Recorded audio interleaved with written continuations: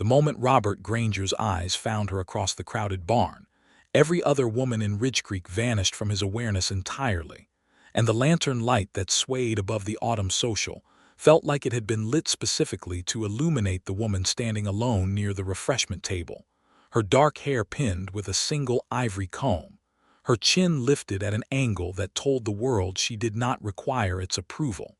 He had been about to say something to Doc Harlan. He could not remember what. The words died somewhere between his chest and his throat, and the tin cup of apple cider he held tilted slightly in his hand, threatening to spill, and he did not notice that either. What he noticed was her, only her. She was not the most elaborately dressed woman in the room. Clara Whitmore had arrived in a blue silk gown with imported lace at the collar that half the town had been whispering about since it appeared in Totham's dry goods window 3 weeks prior. Nell Fairbanks had her golden hair curled into perfect ringlets that caught every flicker of light. Young Adelaide Sims had worn a ribbon the color of fresh spring violets that made 3 different cowboys find reasons to refill her cup at least twice each. Robert had noticed all of them, because Robert Granger noticed things. It was the nature of the man, honed by 6 years of running cattle through country that punished inattention with broken legs, lost stock, and worse. He had glanced at Clara and thought the gown was fine. He had seen Nell and recognized she was pretty in the way of a painting in a hotel lobby, pleasant to observe, easy to forget. Adelaide had made him smile because she reminded him of his younger sister back in Missouri. But this woman made him stop breathing. She was looking at the refreshment table with the careful, measuring expression of someone cataloging her options rather than truly seeing them, and he understood immediately, with the kind of bone-deep certainty that had nothing rational to it whatsoever, that her mind was somewhere else entirely, that whatever she was thinking about was weightier than apple cider and pressed sugar cookies, that she carried something behind those dark eyes that most people in this room would never be equipped to understand. He did not know her name yet. He did not know she was about to become the most important decision of his life. He did not know that within 3 days, the secret she carried would threaten to destroy everything he had spent the last 6 years building, and that within 3 weeks, he would be forced to make the kind of choice that a man only gets to make once, the kind that defines every year that comes after. He only knew that every woman at the social had caught his eye before, but none of them had caught it like she did. And Robert Granger was not, by nature, a man who ignored the things that caught his eye. He set the cider down on the nearest flat surface, straightened the collar of his good shirt, the dark flannel one that his ranch hand Pedro had told him looked distinguished, and began to cross the barn. That was how it started. 6 weeks earlier, Catherine Prescott had stepped off the afternoon stage from Abilene with one traveling trunk, a leather satchel that was heavier than it looked, and a letter of introduction from the Kansas Territory Land Office that named her as the newly appointed school teacher for Ridgecreek, Collin County, Texas. Population 411 souls according to the 1878 census, which had been optimistic at the time and remained optimistic in the autumn of 1879. She was 26 years old. She had been teaching in Abilene for 3 years, and before that she had studied at the Emporia Normal School, which had cost her father more money than he had ever been comfortable admitting, and which had produced in Catherine a quiet, fierce conviction that knowledge was the most reliable form of freedom a person could carry. Her mother had died when she was 11. Her father, a railroad surveyor, had died the previous spring of pneumonia contracted on a survey job west of Dodge City. She had no siblings. She had a small inheritance that would last approximately 2 years if she was careful, which she intended to be. She had applied for the Ridgecreek position because it paid slightly more than the Abilene school had, and because she wanted distance. Not from grief exactly, though grief was certainly present. Distance from the engagement she had quietly, firmly ended 6 months prior, the engagement to a man named Gerald Forsyth, who was handsome and respectable, and whose idea of a partnership had involved Catherine standing decoratively beside him at social functions, while he made decisions about every aspect of their shared life, without consulting her once. She had handed Gerald back his ring on a Tuesday afternoon in March, and she had felt, walking home afterward, a peculiar lightness that frightened her slightly because it felt too much like relief, and relief seemed like the wrong emotion to feel when ending something that had supposedly been love. She was still thinking about what love was supposed to feel like when the stage deposited her in Ridgecreek's Main Street dust. The town was smaller than Abilene, but possessed a certain honest quality she appreciated. The buildings were unpretentious. The people who watched her climb down from the stage regarded her with open curiosity, rather than the calculating assessment she had sometimes encountered in larger towns, the weighing of whether she was somebody worth knowing. Ridgecreek seemed to ask a simpler question of new arrivals, which was whether a person could carry their own weight, and Catherine had no objection to that standard. She was met at the stage by Edna Polk, the wife of the school board chairman, a round-faced woman of 50 with efficient gray-streaked hair, and the kind of forthright manner that Catherine instinctively trusted. "You must be Miss Prescott," Edna said, taking the lighter of Catherine's bags without asking permission. "Good. We've had the school closed for 2 months since Miss Haverson left to get married, and half these children are turning feral. I'm not being dramatic. Little Tommy Birch bit a fence post last week out of sheer boredom. Come along, I've got supper on."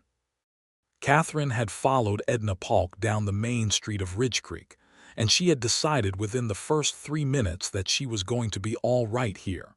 She had not expected more than that. She was not, in the autumn of 1879, a woman who expected more than all right.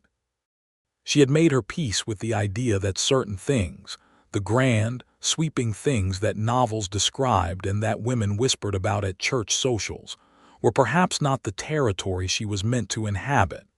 She was meant for classrooms and books, and the particular satisfaction of watching a child's face change in the moment that something finally made sense to them. That was enough. She had told herself that every day for the 2 months she had been in Ridgecreek, setting up her classroom in the small clapboard schoolhouse on the eastern edge of town, boarding at Edna Polk's large spare room, learning the names and histories and specific brands of stubbornness that each of her 23 students brought through the door every morning.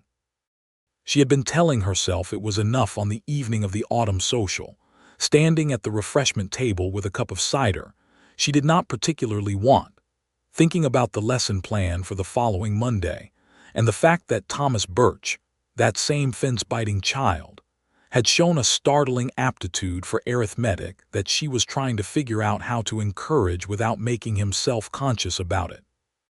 Because Thomas Birch was 8 years old and deeply invested in not being seen as anything other than rough and capable, she had not been thinking about men. She had not been thinking about herself as a woman at a social who might be looked at.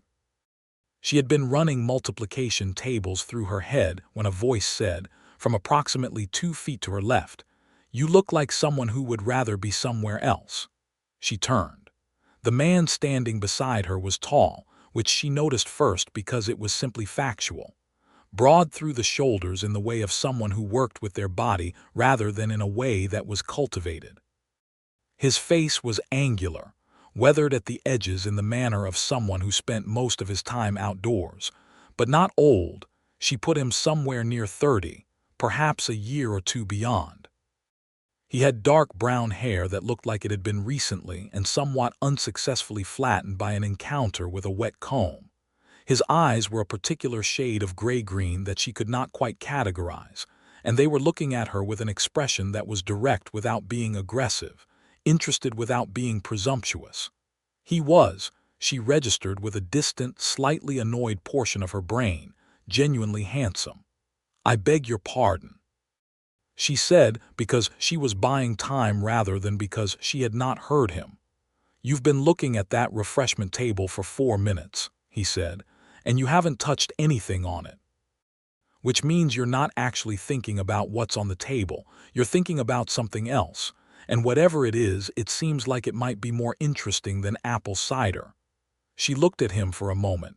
Then, despite herself, she said, "Multiplication tables." He blinked. "I'm sorry. That's what I was thinking about. I have a student who's exceptional at arithmetic, and I'm trying to determine the best way to encourage the aptitude without creating the social difficulty of being singled out at that age." A pause. Then the corner of his mouth moved in a way that was not quite a smile, but was the honest precursor to one. "That's not what I expected you to say." "What did you expect?" "I honestly don't know," he said, "but it wasn't that." He extended his hand. "Robert Granger. I run the Double G spread about 8 miles north of here." "Catherine Prescott," she said, and shook it. His grip was firm, but not the kind that proved something. "I'm the new school teacher." "I know," he said. "The whole town knows. Edna Polk has mentioned you with some enthusiasm." "What has she said?" "That you're the most organized woman she's ever encountered, that you make excellent use of the chalkboard, and that you drink your coffee black, which she considers a mark of serious character." He said it with a perfectly straight face, and Catherine looked at him for another beat before deciding, against her better judgment and prior inclination, to smile. "She's not wrong about the coffee," Catherine said. "No," Robert said, and now the smile arrived completely, changing his face in a way that did something unexpected to the region behind her sternum. "I didn't think she was." They talked for an hour at that refreshment table, which neither of them fully registered as an hour, until Edna Polk sailed past with a look of undisguised satisfaction on her face, and told Catherine that the dancing was starting and didn't she want to watch. And Catherine looked up and realized the barn had thinned out and rearranged itself around them, and she had not noticed. Robert Granger talked the way she had not heard a man talk before, which was to say he talked like someone who was genuinely listening to the responses he received. He asked questions and then actually waited for the answers. He had opinions that were considered rather than simply asserted. He knew things, not in the showy way of a man who wanted to be thought educated, but in the quiet way of someone who had been paying attention to the world for a long time. He knew about cattle ranges and water rights, and the specific political tensions between the cattle interests and the growing farming settlements that were reshaping the Texas frontier. He also knew, to her surprise, that the Emporia Normal School had only been accepting women since 1865, and he mentioned it in passing as though it were simply a fact worth knowing, without the performative progressiveness or the faint condescension she more typically encountered when men acknowledged that women could be educated. She found herself telling him about the railroad accident that had killed her father. She had not intended to. It came out sideways, attached to something else she was saying about the Kansas Territory, and she noticed the moment it happened and felt the brief internal alarm of having said too much to a stranger. But Robert Granger absorbed the information without making it dramatic or turning toward her with the pitying face she had learned to dread. He simply said he was sorry, and that it sounded like her father had been a man who believed the work itself was the point, and that was a rare and respectable quality. And then he waited to see if she wanted to say more, and when she did not, he simply moved the conversation forward. She went home that night thinking about multiplication tables, which she always did, but also about the particular gray-green of his eyes and the way he had said her name. Robert Granger drove his buckboard back to the Double G under a sky full of October stars and told his horse, Brigadier, that he was in serious trouble. Brigadier did not respond, being a horse, but the acknowledgement felt important. The Double G was 6 years of Robert's life compressed into buildings, fences, water troughs, and a herd of 312 cattle that had come from nothing more substantial than a stake of $400. He had arrived in Ridgecreek with at age 24, following 2 years of work on trail drives that had taken him from Missouri through the heart of the Texas Panhandle and back again. He had bought the land from an old rancher named Elias Greer, who was heading back east to die near his family, and he had built the main house himself with help from his two permanent hands, Pedro Salinas, and a laconic Tennessean everyone called Dub, whose real name was William Dougal, and who considered the nickname a reasonable compression. The ranch was not wealthy by the standards of the big cattle operations that controlled significant portions of Collin County.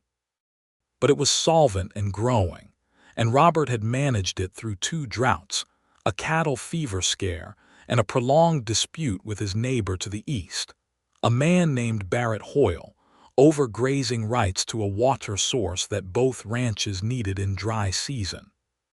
That dispute had been unresolved for 8 months and had recently taken a harder edge, with Hoyle's men moving fence posts at night, and one incident last summer that had come close enough to violence that Robert's hand Pedro had started sleeping with a rifle near the bunkhouse door. Robert had been aware, in the abstract and practical way he approached most things, that he was a man who would eventually want a family. He was 30 years old. He had a house that was larger than one person needed, and he had built the extra rooms deliberately, which said something about the shape of his intentions. But the women he had encountered in Ridgecreek, and he had encountered them all, at socials and church services, and the various civic gatherings that a small town produced in steady rotation, had inspired nothing more than goodwill. Clara Whitmore was engaging enough and would make some man a fine wife, but when Robert spent time with her, he felt a vague restlessness that he had always been honest enough with himself to take seriously. Nell Fairbanks was kind-natured but incurious in a way that wore on him. He had no criticism of any of them as people, which was the honest difficulty. They were perfectly fine women. They simply were not, in any way he could precisely articulate, the woman he was looking for. He had begun to think, in the last year, that perhaps the woman he was looking for existed only in the unreasonably particular specifications of his own imagination, assembled from too many evenings reading by lamplight and too much time alone on the range with nothing but his own thoughts for company. Catherine Prescott rearranged that assessment entirely. She came to him not as a revelation that struck like lightning, though the initial sight of her had been close to that, but as a recognition, like something clicking into its correct position after a long period of misalignment. She was sharp-minded and honest, and did not perform any version of herself that was calibrated to be appealing. She had lost people she loved and had carried it without collapsing. She thought about the children in her classroom with a genuine and specific care that had nothing generic about it. She had made him laugh twice in an hour, real laughter, not the social kind. He lay awake for a long time that night listening to the wind move through the dry grass outside, thinking about her. And in the morning he got up and saddled Brigadier before breakfast and rode to the fence line on the northern pasture that needed mending and worked for 4 hours. And the whole time he thought about the angle of her chin and the particular careful way she had said his name back to him the first time, like she was taking the measure of it. He understood, in very serious trouble indeed. The courtship, if it could be called that in the early stages, began with a kind of organic awkwardness that both of them would later remember with affection. Robert found reasons to pass the schoolhouse at times he would not ordinarily have passed it. He did not stop the first 3 times, which he would also later confess, and Catherine, who had noticed him the first time, was quietly amused by this restraint and slightly puzzled by it, because she had developed, in the 2 weeks since the social, a frustrating awareness of her own interest in the man that she was not entirely comfortable with. She did not want to be interested. Or rather, she wanted to not be interested, but the wanting was not actually cooperating. The 4th time he rode past and slowed, he stopped entirely, and he came to the door of the schoolhouse at the end of the afternoon when the children had gone, his hat in his hand, and asked if she would like to ride out to the ridge above the river bend on Sunday afternoon if the weather held, because the late autumn light on the water was something that was worth seeing once, and he had a spare horse that was gentle enough for anyone. She said yes before she had fully decided to. The Sunday ride was when things became, as Catherine would have said if pressed for vocabulary, complicated in the best possible sense. They rode out through the dry October grass under a sky that was the particular hard blue of Texas autumn, and the air had a bite to it that made the horses energetic, and Robert rode brigadier with the easy, uncontrived competence of someone who had been on horseback since childhood. And Catherine, who was a competent rather than elegant rider, found herself watching the way he sat in the saddle, and then looking away, and then looking back. They stopped on the ridge as he had promised, and the river below caught the afternoon light at an angle that turned it briefly to copper, and it was genuinely beautiful in the straightforward, uncomplicated way that the Texas landscape occasionally produced, without apology and without ornamentation. "Tell me about Missouri," she said, because she had remembered he mentioned it at the social and had been curious ever since. He told her. He told her about growing up on a small farm outside of Independence, the fourth of 5 children, a father who had worked himself to exhaustion with a kind of stoic dignity that Robert had admired, and had also watched slowly kill the man's sense of joy. He told her about leaving at 18 with the conviction that he was going to build something that was his own, and the years on the trail drives that had been hard and instructive in the way that hard things are when you are young enough to absorb the lessons without breaking. He told her about arriving in Ridgecreek with $400 and a certainty that had no rational basis and had proved improbably to be justified. Then he looked at her and said, "Your turn." She told him about Emporia, about the 3 years of teaching in Abilene, the specific texture of that work, the victories and the failures, and the child whose name she would not forget, a girl named Margaret Stiles whose family had pulled her from school at age 10 to help with household labor, and Catherine had been unable to prevent it, and had thought about it ever since as the particular shape of her limitation. She told him about Gerald Forsyth. She had not intended to tell him about Gerald. It came out the same way the mention of her father had, sideways and attached to something else, and she felt the same brief alarm and then looked at Robert Granger's face and felt the alarm recede, because he was listening with the same quality of attention she had noticed at the social, the kind that did not perform and did not judge. "What made you end it?" he asked. "He never asked me a single question," she said. "In 18 months of courtship, he never once asked me what I thought about anything in a way that suggested he actually wanted to know the answer." She paused. "He was not a bad man. He was perfectly decent. But I realized that being with him meant becoming an appendage. And I had spent too much of my life building a mind of my own to let it go unused in someone else's parlor." Robert was quiet for a moment. The river made its copper light below them. A hawk crossed the sky to the south. "That seems exactly right," he said simply. She turned to look at him. "Most people would say I was too particular," she said carefully. "Most people would be wrong," he said, and he looked at her with those gray-green eyes that she had been thinking about for 2 weeks, and the afternoon light was on his face. And Catherine Prescott, who had told herself very firmly that she was finished with hope in this particular direction, felt it arrive anyway, quiet and persistent and entirely uninvited. They rode back in the long shadows of late afternoon, talking the whole way, and he brought her to Edna Polk's gate and dismounted to help her down, which she could have managed herself and which she allowed anyway. And when her feet touched the ground she was close enough to him that she could see the individual lines at the corners of his eyes. And she stepped back and he stepped back, and they stood in the early evening with their respective horses, and the evening star just visible above the western ridgeline. "I would like to do this again," he said. "Yes," she said, "I think I would too." She went inside. She stood in the hallway of Edna Polk's house for a full minute before she could make herself think about anything practical. Edna was in the kitchen making supper, and did not say a word about the fact that Catherine was 20 minutes later than expected. But her face, when Catherine came through the door, wore the expression of someone who had won a bet with herself. The weeks that followed were the kind that settle into memory as a distinct and separate country, with its own weather and its own rules. Robert came to the schoolhouse on Fridays with some pretext that neither of them pretended too hard to believe. A question about a fence post near the school property boundary. A message for Edna Polk that could have gone directly to Edna Polk.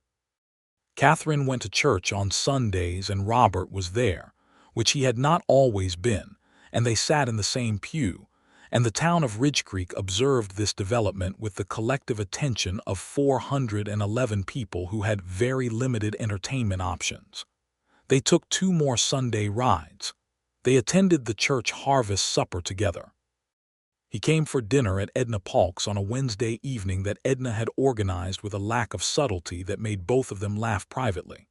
He brought her a book he had borrowed from Doc Harlan's shelf, a natural history of the Texas plains that she read in 2 evenings, and then they spent an entire Saturday afternoon discussing, sitting on the porch of the schoolhouse after Catherine had finished her lesson preparations, their voices low in the late afternoon quiet. She was falling in love. She knew it with the same clear, slightly unwelcome certainty with which she had known she did not love Gerald Forsyth. It was not a conclusion she reasoned her way to. It was a condition she discovered herself already occupying. She did not say it. She was not yet sure what he felt, though she was developing strong evidence, and she was constitutionally cautious about evidence that she wanted to be true. What she did not know in those bright October and November weeks was that Robert Granger was carrying a secret that he had been carrying for 6 years, and that the secret was about to stop being containable. Barrett Hoyle was not simply a neighbor with a property dispute. He was, Robert had known for 2 years, the man responsible for the death of Elias Greer's son, a 23-year-old man named Jacob Greer, who had died in what the county recorded as a riding accident 3 years before Robert bought the land, but which Robert had pieced together, through conversations with old-timers and a careful examination of certain documents in the county land office, was something else entirely. Hoyle had wanted the Double G's water source badly enough to take action to ensure that Elias Greer's heir would not be around to inherit and contest it. There was no proof that would stand in a court. There was only the accumulated weight of testimony from men who had seen things and kept quiet because Hoyle was wealthy and connected, and the kind of man who remembered his enemies. Robert had kept quiet too for 2 years because he had no proof, and because confronting Barrett Hoyle without proof was not justice, it was suicide. He had been building the case quietly, gathering statements, corresponding with the circuit judge, waiting for the moment when the weight of evidence would tip into the territory of action. That moment arrived in the first week of November 1879, and it arrived badly. Hoyle's men moved the fence on the water source pasture by a full 40 yards in a single night, enclosing the source entirely within Hoyle's claimed boundary. When Robert rode out at dawn to find it, Pedro Salinas was already there, having gotten up before first light from some cowboy instinct, and the look on Pedro's face told Robert everything about how serious this had become. "He is pushing," Pedro said. "He wants you to move against him without the law." "I know," Robert said. "If you move against him without the law," Pedro said carefully, "men like Hoyle have friends who arrive quickly. I know that too." He rode to town that day to send a telegram to the circuit judge's office in Dallas.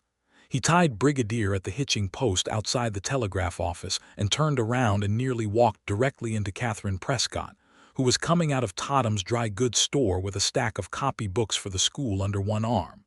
She looked at his face and said, immediately and without preamble, "What's wrong?" He almost said nothing. The word was fully formed and ready.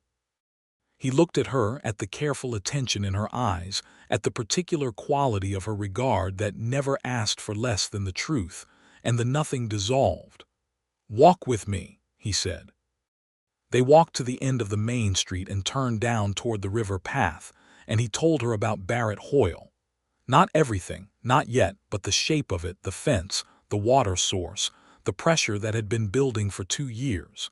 He told her about Jacob Greer. He told her about the telegram he was about to send. She listened without interrupting, which he had come to understand was one of her most significant qualities.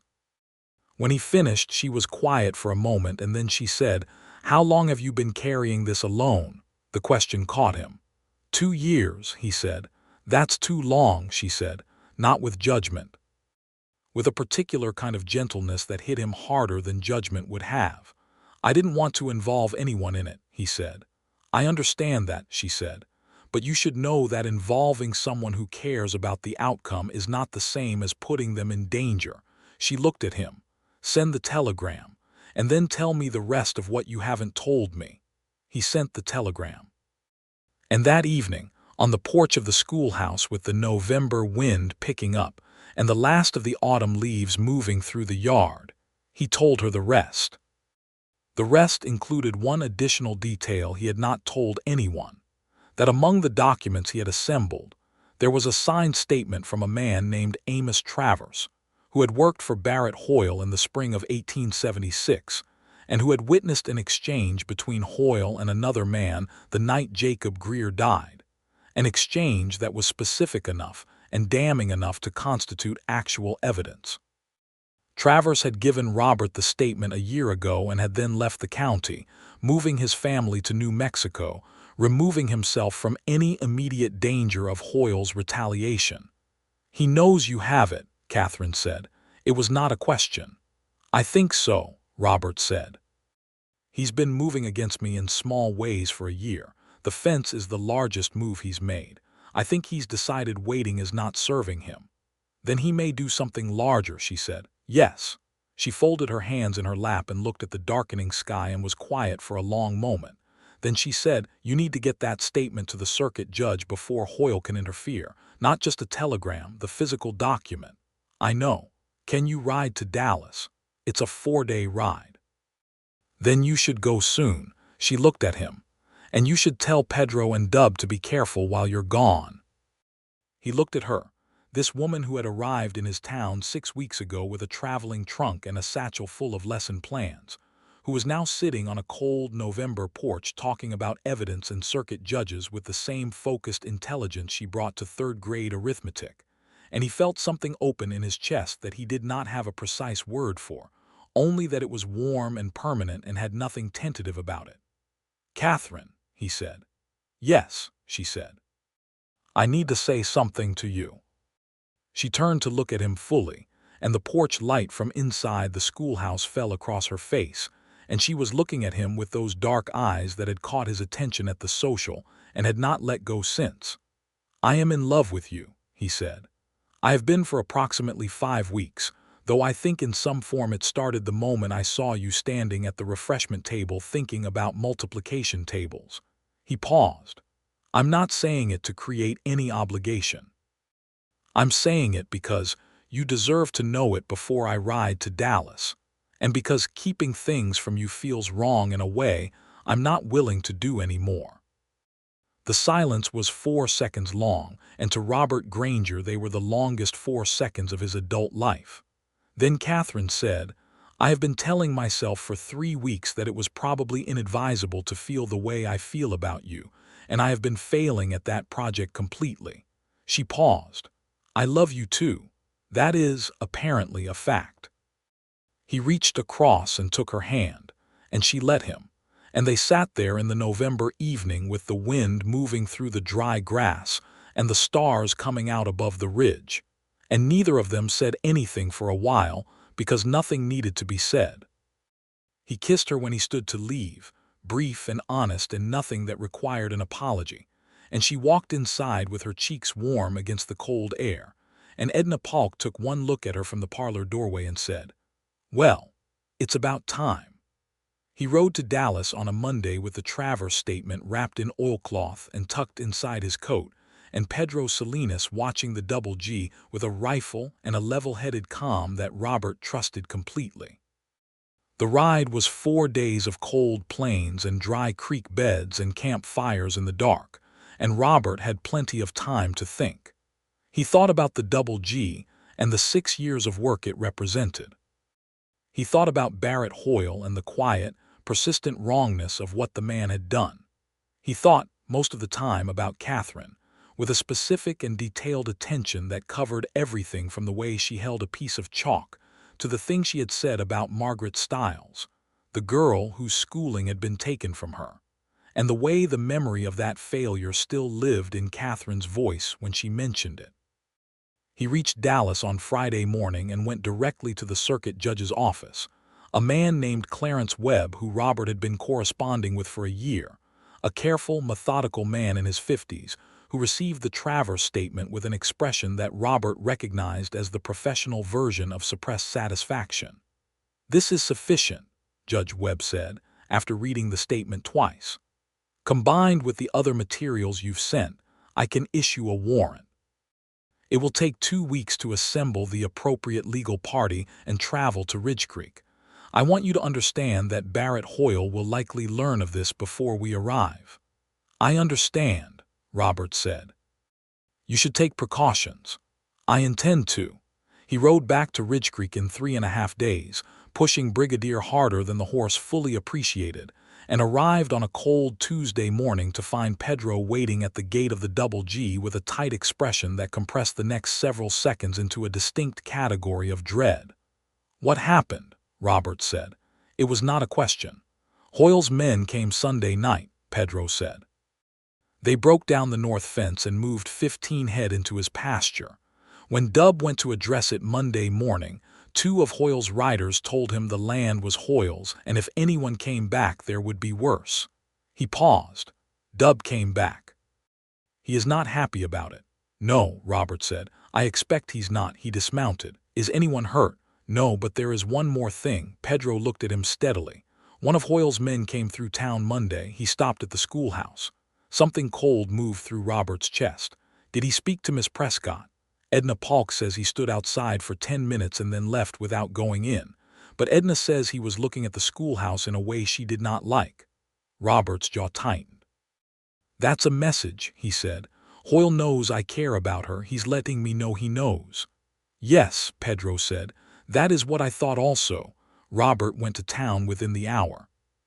He found Catherine at the schoolhouse at the end of the afternoon, the children having gone, and she looked up from her papers when he came through the door, and there was a brief, brilliant moment of pure relief in her face that he thought he would remember for the rest of his life.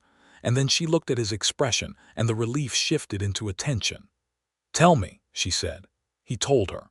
He told her about Judge Webb and the warrant and the 2-week timeline. He told her about the fence and the cattle. He told her about Hoyle's man outside the schoolhouse, and when he said it, he watched her face carefully and saw no fear there, only a steadiness that made him respect her even more than he already did, which had been considerable. "He's using me as leverage," she said. "He's signaling that he could," Robert said carefully. "I don't believe he would actually harm you. It would expose him too completely. But I want you to be careful. I don't want you walking anywhere alone after dark until this is resolved." "I can take care of myself," she said, not with offense but with the straightforward precision of someone stating a fact. "I know you can," he said. "I'm asking anyway." She looked at him for a moment.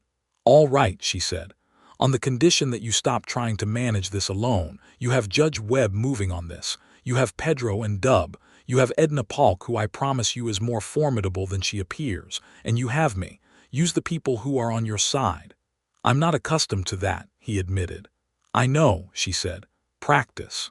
The 2 weeks that followed were taught with a low, constant tension that ran through everything. Robert kept the Double G operational with a wariness that was exhausting but necessary. Pedro rode the fence lines twice daily. Dub slept lightly and did not complain about it. Robert visited Catherine every evening, walking her from the schoolhouse to Edna Polk's, and those 20 minutes of evening walking were the best part of every day, the solid counterweight to everything uncertain. They talked. They talked about everything with the freedom of people who had already said the most important thing and no longer needed to navigate around it. She told him about her years in Abilene in detail she had not previously shared, the particular friendships and the particular loneliness that had coexisted in that period. He told her about the first winter on the Double G when he had been 24 and completely alone, and the cold had been severe enough that he had genuinely questioned whether he was going to survive it, not dramatically but practically, lying in his bedroll by the stove counting his resources. "What kept you?" she asked one evening, their breath visible in the cold air. "Stubbornness," he said, which made her laugh. Then, more honestly, "and the absolute certainty that I would regret leaving more than I would regret staying, that the thing I was trying to build was worth whatever the current difficulty cost." She was quiet for a moment. "I think that quality is one of the things I love most about you," she said. It was the second time she had said it, the love word, and it landed the same way the first time had, with a completeness that rearranged the air between them. He stopped walking and looked at her in the cold dark, the lamps of the main street 100 yards behind them, the stars very clear overhead, and he said, "Catherine, will you marry me?" She had not expected it that moment, though she would later admit, been thinking about it for a week. "Yes," she said, without the pause she might have expected from herself. "Yes, I will." He kissed her there in the cold street under the Texas stars, and she pressed her hands against his chest and felt his heart beating against her palms, solid and fast. And when they separated, she was laughing slightly from pure, uncomplicated joy in a way she had not laughed in years, and he was smiling in a way that made the angular planes of his face entirely open and unguarded. "We should tell Edna," she said. "She will claim she arranged it," he said. "She is not entirely wrong," Catherine said. They told Edna, who cried with a satisfaction that she made no effort to disguise, and who immediately began talking about whom she would need to notify and in what order, and Robert and Catherine sat in Edna's parlor drinking coffee and holding hands and letting Edna organize the world around them. Judge Webb arrived on a Thursday, 14 days after Robert's visit to Dallas, with 2 deputy marshals and a warrant for Barrett Hoyle's arrest on charges of conspiracy in the death of Jacob Greer, among a supplementary list of property crimes that had accumulated considerable supporting documentation. Robert rode with the judge's party, not as a law officer but as a citizen with material knowledge of the property, and they arrived at Hoyle's ranch in the late morning of a gray November day. Barrett Hoyle was 51 years old and had built his operation over 20 years through a combination of legitimate work and the kind of calculated ruthlessness that the frontier had too often permitted and occasionally rewarded. He was a large man, physically imposing, with the settled confidence of someone who had not been seriously challenged in a long time. When Judge Webb's party rode into his yard, Hoyle came out of his house and looked at the assembled legal authority and at Robert Granger standing behind it, and the calculation in his face was visible, and then the calculation resolved into something colder. "You have no proof of anything," Hoyle said to the judge. "We have a signed witness statement and 3 years of documented land fraud," Judge Webb said, with the measured delivery of someone who had done this many times and was not impressed by large men in their own yards. "Barrett Hoyle, you are under arrest. You will come peacefully or otherwise, but you will come." One of Hoyle's hands moved, and one of the deputy marshals moved faster, and then the yard was very still, and after a long moment Hoyle looked at Robert directly and said, "You'll regret this." "No," Robert said calmly. "I don't believe I will." They took Barrett Hoyle to Dallas to face the circuit court, and the trial that followed 4 months later would establish sufficient evidence through Travers's statement and the corroborating testimony of 2 other former Hoyle employees who had been waiting for exactly this kind of official backing to speak, that Hoyle was convicted of conspiracy in Jacob Greer's death and sentenced to 12 years in the state penitentiary. His ranch was placed in receivership to cover his legal debts, and the cattle were eventually sold at auction, the proceeds going in part to settle the land claims he had fraudulently contested, including the water source boundary dispute that had been eating at the Double G's northern pasture for 2 years. The day the deputy marshal came to personally inform Robert that the water source boundary had been formally registered in the Double G's name, Robert was sitting in his kitchen with Pedro Salinas and Dub eating breakfast, and the three of them sat with the information for a moment. And then Pedro said something in Spanish that Robert did not entirely understand but whose tone communicated deep and thorough satisfaction. But that was 4 months later. In the immediate days after Hoyle's arrest, the tension that had been threaded through everything in Ridgecreek released slowly, like a fist unclenching, and Robert rode out to the schoolhouse on a cold November afternoon and told Catherine it was done. She was at her desk grading composition exercises, and she looked up at him in the doorway and he nodded, and she set the papers down and stood and crossed the room and put her arms around him, and he held her with his chin resting on her dark hair, and the classroom smelled of chalk dust and wood smoke, and the world outside the windows was gray and peaceful. "It's done," he said again into her hair. "I know," she said. "I heard you the first time. I just wanted a moment of it." They were married on the 14th of December, 1879, in the Ridgecreek Community Church, in a ceremony that Edna Polk had organized with a thoroughness that had required 6 days of intensive preparation, and a correspondence with Robert's family in Missouri that resulted in his youngest sister, a 21-year-old named Helen, making the journey by train and stage to attend. Arriving 2 days before the wedding, and immediately developing a warm and voluble friendship with Edna Polk that both women found thoroughly satisfying. The church was hung with pine boughs, which were what December in Texas provided in the category of greenery. Catherine wore a cream-colored dress that Edna had helped her make from fabric ordered from the merchant in Collins City, and she wore her hair down for the first time Robert had seen it fully unbound. And when he saw her coming down the church aisle on Doc Harlan's arm, the doctor having been pressed into service as a proxy for her absent father, Robert's throat tightened in a way that he made no effort to manage.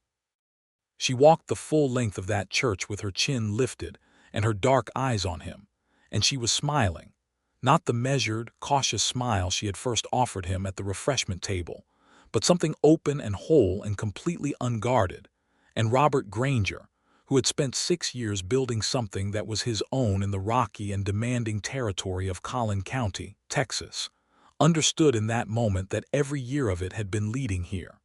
Doc Harlan read the ceremony. Robert's voice was steady, Catherine's was steadier. When he put the ring on her finger, a gold band he had ridden to Collins City to purchase from the jeweler there, she looked down at it, and then up at him with an expression that had something of the permanence of water in it, deep and clear and utterly without pretense. The town of Ridgecreek came to the reception in the church hall with the collective enthusiasm of people who had been watching this development for 2 months, with the investment of those who consider themselves personally responsible for a good outcome. Edna Polk cried again, productively. Pedro Salinas danced with Helen Granger, with an attentiveness that produced some interested observation among the other guests.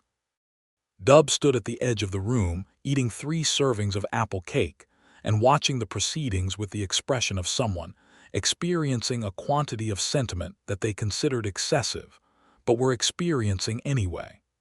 Clara Whitmore told Catherine, with complete sincerity, that Robert Granger was the most consistently decent man in Collin County, and that she was very glad he had finally found someone he looked at like that.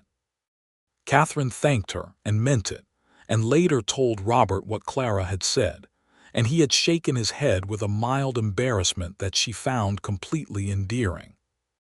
They drove back to the Double G that evening in Robert's wagon, under a cold December sky that was full of stars, and Catherine sat beside him on the seat with her shoulder against his arm and her hand in his, and watched the familiar road unroll in the darkness. And the ranch house appeared ahead of them, with the lamp Pedro had left burning in the window. And she thought about arriving in Ridgecreek on the afternoon stage with her traveling trunk and her satchel and her careful, self-protective conviction that certain things were not for her. "You are thinking something," Robert said, without looking at her. "I am thinking that I was wrong about several things," she said. "About what kind of things?" She turned to look at him, his profile in the starlight, solid and familiar already in a way that seemed impossibly recent given that she had only known him 2 months. "About what I was allowed to want," she said. "About whether wanting it meant I would get it. About whether the kind of love that is also a genuine partnership was a real thing that existed in the world and not only in books." He pulled the wagon to a stop at the house gate and set the brake and turned to her fully. "It exists," he said. "You're in it." "I know," she said. "That's what I was being wrong about." He kissed her there at the gate of the Double G with the cold night around them and the lamp burning in the window and the stars overhead. And it was long and warm and without any performance in it whatsoever. And when they separated, she pressed her forehead briefly against his and felt the profound, simple rightness of where she was. They went inside. The winter of 1879 and 1880 was the kind of winter that tests a place and the people in it in a steady, ongoing way rather than through single dramatic events. The cold settled into the Texas plains and stayed with a persistence that surprised even the long-time residents, and Robert spent the majority of December and January managing the cattle through the difficult weather, breaking ice on the water troughs before dawn, moving the herd to the southern pasture, where the valley walls blocked the worst of the north wind, doing the 100 daily tasks of cattle management in bad conditions that never diminished in necessity regardless of the temperature. Catherine continued teaching through the winter with a determination that the school board chairman, Edna's husband Robert Polk, described at a board meeting as the most consistent professional commitment they had seen in the position in 8 years. She added a science lesson to the curriculum using the natural history book that Robert had lent her, and that she had now technically borrowed permanently. And she started a small lending library in the corner of the classroom using books she had brought from Abilene and donations from several households in town. And Thomas Birch, the fence-biting arithmetic prodigy, began solving multiplication problems in his head with the speed of a counting machine, while sitting in the back row with a deliberately unimpressed expression that fooled nobody. She rode out to the Double G on Fridays, on the gentle mare Robert had given her the use of that first Sunday ride, and that she had subsequently named Patience, for reasons she explained were ironic, and she spent the weekends at the ranch, learning the rhythms of the operation with the same systematic intelligence she applied to everything. She made friends with Pedro Salinas over shared evenings at the kitchen table, his patient explanations of cattle management meeting her patient questions, and she developed a warm, teasing rapport with Dub that consisted primarily of her reading aloud to him from whatever she was currently working through, and him pretending to be entirely indifferent while, in fact, listening with total attention. She learned to love the ranch in its particular way, its specific sounds and smells, and the way the light came across the northern pasture in the early morning. She learned to love the daily ordinariness of it, the work and the meals and the evenings by the fire, which was different from and better than any picture of marriage she had previously assembled. She also, in the way of life, began to feel, in late February, the very early and unmistakable signs that the family she and Robert had talked about in general terms was beginning to make itself specific. She told him on a Sunday morning in early March, sitting at the kitchen table over coffee with the spring light just beginning to come through the eastern window, and she watched his face receive the information and move through a sequence of expressions with a speed and transparency that she found enormously touching. The initial blank surprise, the realization, the calculation, and then, overwhelming and uncomplicated, a joy that was the most straightforwardly complete thing she had ever seen on a human face. He came around the table and pulled her to her feet and held her with a ferventness that made her laugh. "I was going to say this calmly," he said into her hair. "You can say it any way you like," she said. He held her at arm's length and looked at her with those gray-green eyes that were bright now in the morning light and not remotely calm. "Are you well?" he said. "How do you feel? Have you spoken to Doc Harlan?" "I feel fine," she said. "I will speak to Doc Harlan. I am very well, Robert. It is a normal, expected thing that is happening in a normal way." "I know," he said. "I know that." He was still holding her arms. "I'm going to build the second bedroom properly. I started framing it last fall, but I didn't get the roof, Robert." "Yes. Sit down and drink your coffee." He sat down. He drank his coffee. His knee was bouncing under the table with a restless energy that she watched with considerable affection. "November," she said. "Approximately." "November," he repeated, like he was testing the weight of the word. "Yes."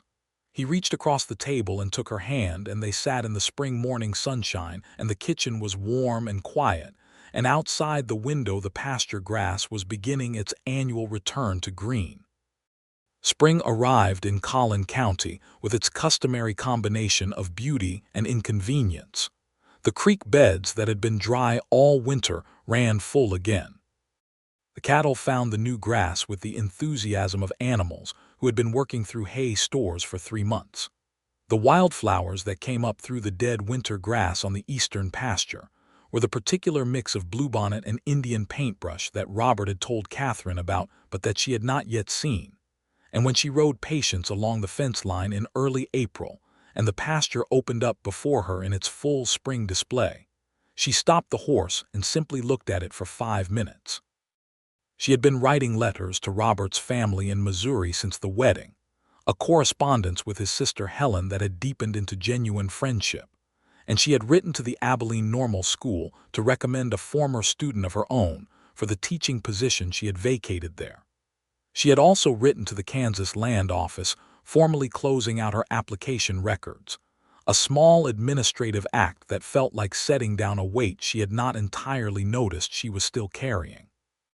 The trial of Barrett Hoyle in February had produced the outcome Robert had hoped for, and the morning the telegram arrived from Judge Webb confirming the conviction and the sentence, Robert read it twice and then folded it and put it in the kitchen drawer and went out to the north pasture and walked to the fence by the water source and stood there for a while by himself. Catherine watched him from the house and did not go after him, understanding that there are certain moments of private accounting that a person needs to conduct alone.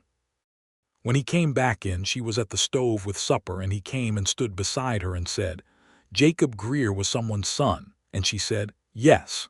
And he was quiet for a moment, and then he said, "I thought I would feel more triumphant," and she said, "Justice is not the same as undoing. You got as close as the law allows. That is not nothing." And he looked at her and said, "No. It's not nothing." And then he picked up his fork because supper was ready and the cattle still needed seeing to in the morning and life was continuing, which was both the point and the consolation. The Double G had a good spring roundup, 37 new calves, healthy on the improved pasture. Robert hired a third permanent hand, a quiet young man from San Antonio named Esteban, who had worked cattle since childhood, and who showed an aptitude for managing the temperamental bull that Pedro had been single-handedly managing for 2 years with decreasing patience. The water source pasture, now uncontested and properly fenced, held its water through the dry weeks of May and June better than any comparable source in the immediate area, which was the kind of practical vindication that mattered in ranching country.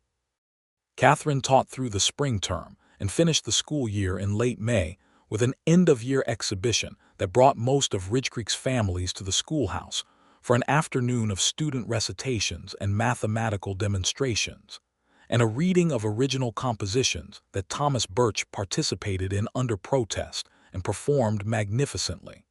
His composition about the migratory habits of the cattle egret being the clear highlight of the afternoon, delivered in the deadpan monotone of someone absolutely refusing to be proud of themselves. She was showing clearly by June, and had informed the school board in April that she would need the fall term covered by a substitute teacher, and had herself recommended a capable candidate from the Emporia Normal Schools placement list.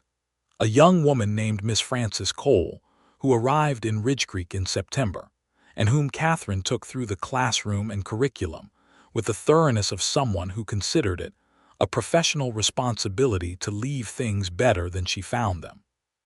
The summer was the richest she could remember. Long days and warm evenings, and the particular satisfaction of a life that was full in all the ways that mattered. Robert was good company in the specific way of someone who did not require entertainment, who could sit beside her reading while she read, and who would look up from his own book at the same moment she looked up from hers, and they would simply register the parallel and return to their respective pages. He made her laugh most evenings. He asked her opinion on things and took the answers seriously. He told her things about the ranch and its challenges and possibilities in a way that assumed her equal interest in the outcome, which she appreciated as much now as she had the first time she noticed it. She fell more in love with him as the summer progressed, which she had not entirely predicted, thinking that the initial arrival of love might represent a kind of ceiling.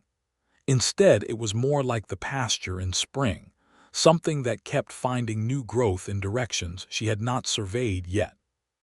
He was thinking of expanding the herd in the following year, purchasing an additional 50 head, and leasing the portion of the former Hoyle operation that adjoined the Double G's northern boundary, which had been put up for lease by the receivership administrator. The numbers worked if the spring calf production held, and the water situation was now reliably sound, and he talked through the calculation with her over several evenings, spreadsheets of numbers that she followed with the same methodical care she brought to lesson plans, and she asked questions that occasionally forced him to recalculate something in a way he had been glossing over, and he valued this without reservation. "You could have been a business partner," he told her one evening, the numbers spread between them on the kitchen table. "I am a business partner," she said mildly. He looked at her. "You're right," he said. "I apologize.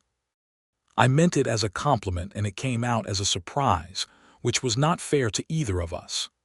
"Apology accepted," she said, and went back to the numbers. The baby arrived on a Tuesday morning in early November, slightly ahead of Doc Harlan's estimated date, in the manner of people who enter the world on their own schedule.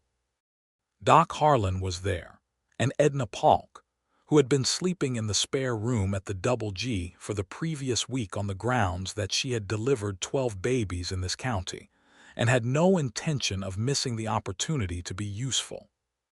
Robert stayed as close as Catherine wanted him, which was close, and held her hand through the parts that required it, and when Doc Harlan said, in the matter-of-fact tone of someone reporting a satisfactory outcome, "You have a fine son," Robert's face did the same thing it had done at the kitchen table in March, the sequence of expressions arriving and resolving into a joy that was larger than any careful management of it.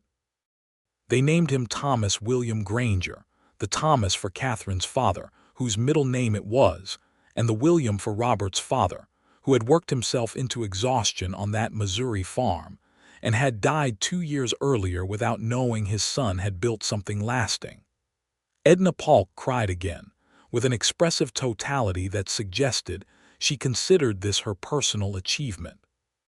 Thomas William Granger was, in the estimation of his parents, the most particular and interesting person they had ever encountered from the first days of his life.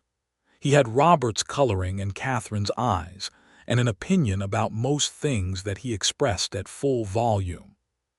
He slept in the room that Robert had finished framing in March and had completed properly by August, with a crib that Robert had built himself from ash wood and which was, Pedro noted with approval, extremely well constructed.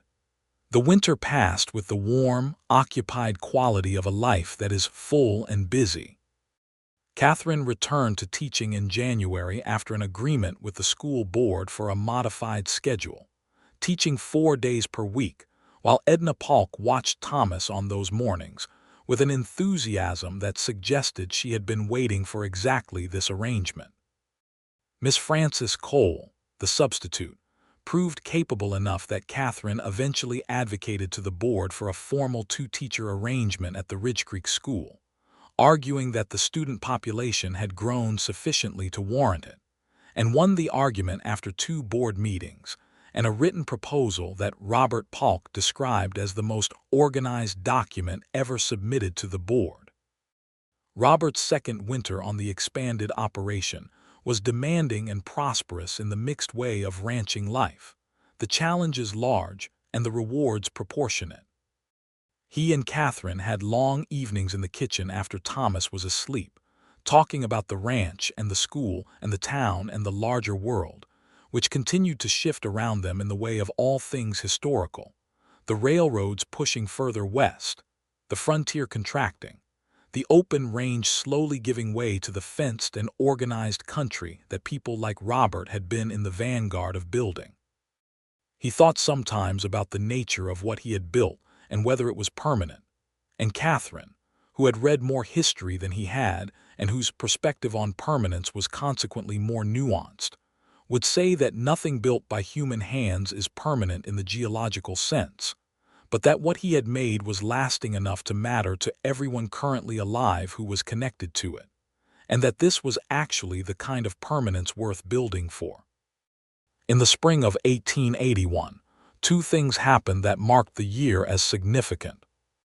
The first was the formal settlement of the Double G's boundary with the leased Hoyle land, which combined with the established water source and the 39 new calves of that year's roundup to put the ranch on a financial footing that Robert described in his private accounting as genuinely secure for the first time since he had started. Pedro Salinas, who had been with the Double G since its second year, accepted Robert's offer of a partial ownership stake in the operation rather than a wage, and the handshake over that agreement, in the kitchen of the ranch house with Catherine making coffee and Thomas in his high chair applying himself to a biscuit with concentrated purpose, was one of those small moments that carries the full weight of everything before it. The second thing was that Catherine, in late March, recognized the same early signs she had recognized in February of the previous year, and told Robert again over coffee on a Sunday morning, and this time she was prepared for his face to do the thing it did, and she smiled at him from across the table when it happened, and he came around the table again, and she laughed again, and said into his shoulder, "I had exactly the right amount of time to prepare, and I'm still not prepared." "Neither am I," he said. "Good," she said. "That seems like the honest condition." Her second pregnancy was, in the manner of these things, different from the first in the ways that were particular to it, and similar in the ways that were universal. She was teaching with more confidence and somewhat less patience for bureaucratic delay, having navigated 2 years of school board meetings. Thomas was walking and talking with a definitive self-assurance that made his parents laugh at least once per day, and occasionally required the redirection of his ambitions from livestock he had decided to pursue across the yard. The Double G in the autumn of 1881 was a working, breathing operation with 4 hands, 180 head, a kitchen garden that Catherine had started in the spring, and that had become, by October, a substantial and organized enterprise that provided most of the household's vegetables and had produced a surplus that Edna Polk had helped sell at the autumn market. The second child arrived in December of 1881, also slightly early, because the children of Robert and Catherine Granger were clearly going to observe their own internal calendars. This time it was a girl, and they named her Eliza Helen Granger, the Eliza for Catherine's mother, and the Helen for Robert's sister, who had been at their wedding, and who received the news in Missouri by telegram, and wrote back a letter full of the kind of joy that makes reading letters feel worthwhile. Robert's sister Helen, it should be noted, had married a man named Daniel Forsyth, no relation to Catherine's former engagement, a schoolteacher in Independence, Missouri, and her letters were detailed and warm, and she and Catherine maintained a correspondence across the years that was one of the genuine friendships of both their lives. Eliza Helen Granger arrived in December with dark hair like her mother's and Robert's eyes, and a temperament that Doc Harlan described as decisive, which was a diplomat's way of saying that she had opinions about most aspects of her situation from the first hour and saw no reason to keep them private. Thomas regarded his sister with initial suspicion that resolved, over several weeks, into a proprietary affection that produced its own daily comedy as he attempted to inform her about the world with the authority of someone who had been in it for 14 months and therefore knew everything. The winter of 1881 settled into the deep, comfortable rhythm of a home that was full and working. The kitchen of the Double G Ranch house was the center of it all, warm from the wood stove, smelling of coffee and bread, and the particular mineral smell of the cold plains outside the windows. Catherine graded papers at one end of the table after supper while Robert worked on the next season's cattle plan at the other end, and Thomas drew on a slate in the middle, and Eliza slept in the cradle by the stove or did not sleep and expressed her view on the matter at volume, depending on the evening. It was ordinary. It was the kind of ordinary that Catherine had not known she was looking for when she stepped off the afternoon stage in Ridgecreek with her traveling trunk and her cautious heart. And it was, she thought, in the category of the most significant ordinary she had ever known. The kind that people look back on from a distance and recognize as the period in which everything that mattered was happening quietly, without announcement, in the daily accumulation of small things. Robert Granger sometimes stood in the kitchen doorway in the late evening and looked at his wife at her end of the table and his children, one drawing with focused seriousness, and one sleeping with the total physical commitment of infants, and the warmth of the room and the cold beyond the windows, and thought about the autumn social in 1879, where he had crossed a barn floor toward a woman standing alone at the refreshment table thinking about multiplication tables, and about how different everything would look if he had set the cider down and stayed where he was. He never finished that thought. It was not a thought worth finishing. In the spring of 1882, two more things happened. The school board formally approved the two-teacher arrangement for Ridgecreek School, with Catherine as senior teacher and Miss Frances Cole as the second position, a development that brought Ridgecreek into a level of educational provision that the county commissioner mentioned positively at a district meeting, and that Catherine considered the best professional outcome of her career to date. She had been advocating for it for 18 months and had submitted 3 reports and one fairly combative letter to the board chair that had been, she acknowledged to Robert afterward, perhaps more forceful than was diplomatically optimal, but that had also been entirely effective. "You were very persuasive," he said, reading the letter afterward. "I was very right," she said, "which is the most important kind of persuasive." The second thing that happened in the spring of 1882 was that Pedro Salinas, who had been spending increasing amounts of time in town on his days off, announced at a Sunday supper at the Double G that he was planning to speak to Carlota Mendez, the daughter of the family who had a vegetable farm on the south side of town, about the possibility of marriage. He said this to the kitchen table generally, in the manner of someone making an official report, and the kitchen table's response was immediate and warm, Catherine asking 17 follow-up questions and Robert refilling Pedro's coffee cup with the dignity of a man bestowing a formal honor. Pedro and Carlota were married in June of 1882, in a ceremony at the Catholic Church on the far end of Ridgecreek's Main Street, and Robert and Catherine were present and brought Thomas and Eliza, and Thomas sat through the whole ceremony with the focused attention of a child who understands that something significant is happening and wants to be taken seriously, and Eliza slept through most of it and woke for the music, at which she expressed her approval vigorously. The town of Ridgecreek grew in the years that followed, as towns in Texas were growing. The railroad survey that came through in 1883, marking a potential spur line that would connect the county to the main Houston and Texas Central route, and which, if it materialized, would change the economics of cattle transport significantly. Robert Granger watched the survey with the careful attention of someone who understood that infrastructure shapes the territory around it, and had no intention of being caught flat-footed by change. He expanded the herd to 210 head by the end of 1883, added a second water tank on the southern pasture, and began discussing with Pedro the possibility of adding a small remuda operation to serve the growing number of settlers who needed working horses, but had no capacity to raise them.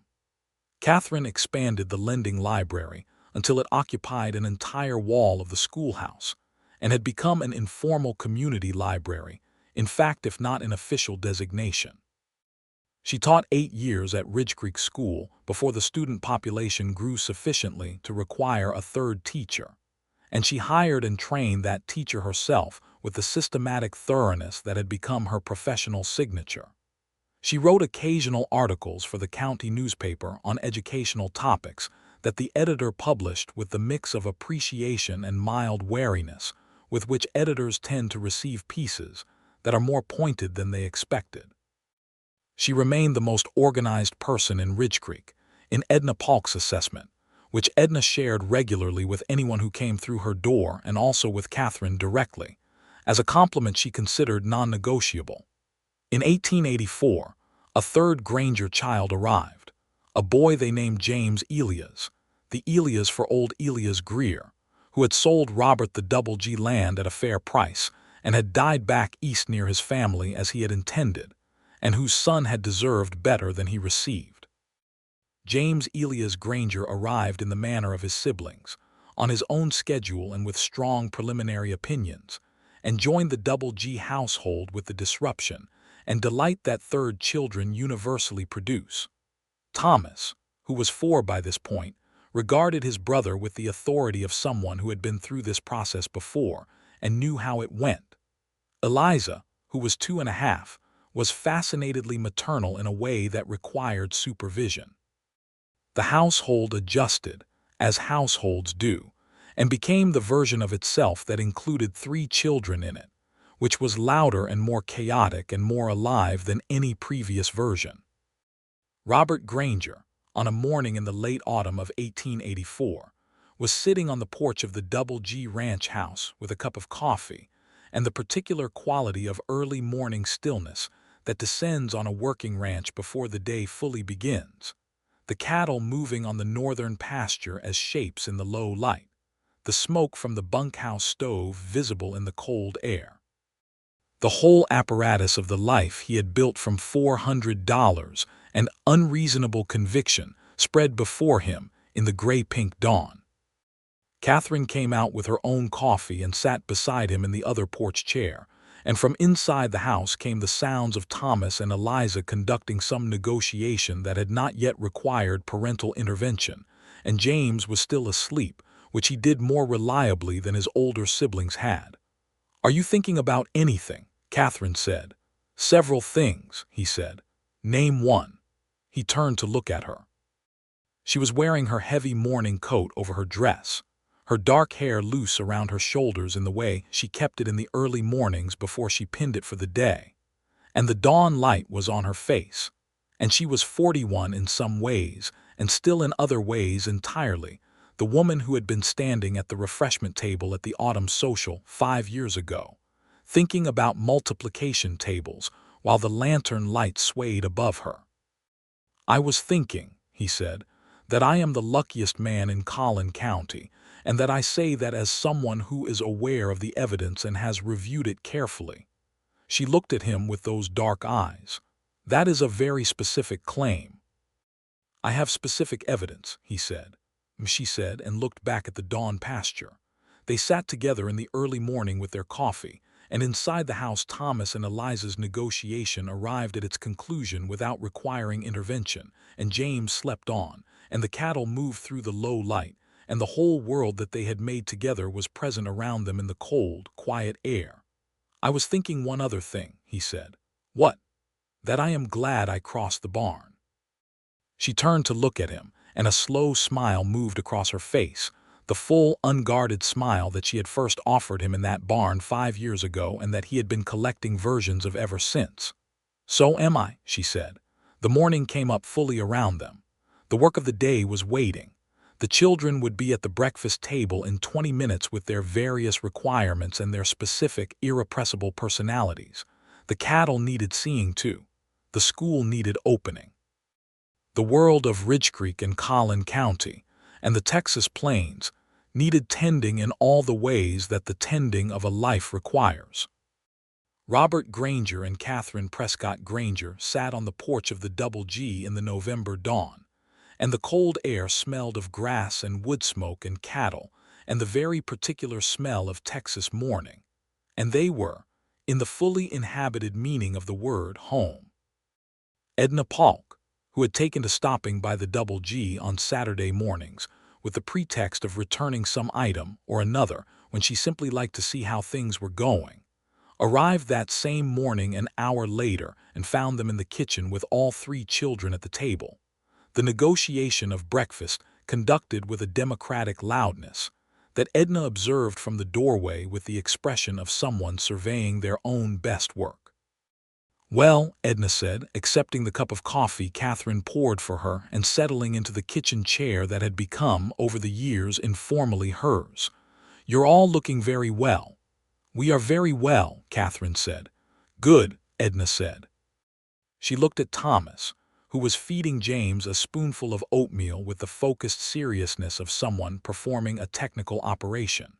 She looked at Eliza, who was explaining something at length to a corn-husk doll that was propped against the sugar bowl. She looked at Robert, who was watching Catherine with the particular quality of attention he had been directing at her since the night of the autumn social, the kind that does not diminish with familiarity but deepens with it. "Good," Edna said again, and drank her coffee. Outside the kitchen windows, the Double G spread in the November light across its fence lines and pastures and water sources, north to the ridge where the river bent and the copper light came off the water in late afternoon, south to the flat country where the road to Ridgecreek ran straight and dry. The cattle were on the northern pasture.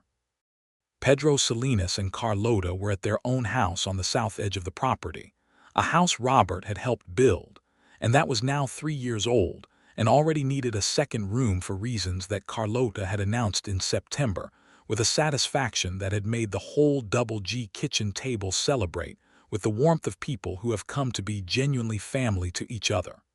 The railroad survey had confirmed the spur line would come through. The school was growing.